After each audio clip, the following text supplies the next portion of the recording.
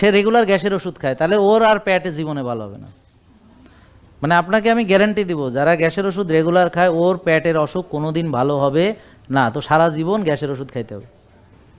এরপর খাইতে হবে টেনশনের ওষুধ, তারপর খাইতে হবে ঘুমের ওষুধ, তারপর খাইতে হবে মেবেবেরিন, তারপরে সিরাপ মিরাপ দুনিয়া সব। এরপর একটা সময় গিয়ে কোনো ওষুধে আর কাজ হবে না, হতাশ হইয়া যাবে।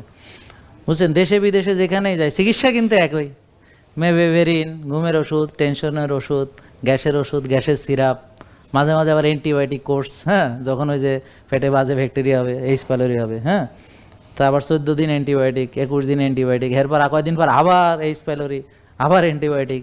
এইভাবে আর ওষুধ খাইতে খাইতে জীবন তেনা তেনা হইয়া যাবে। নাকি ভুল বললাম? তো যারা শর্টকাট খোঁজে তারা ওষুধ খায়, কেননা সে ব্যায়াম করবে না, নিজেকে সময় দিবে না, তারপরে যা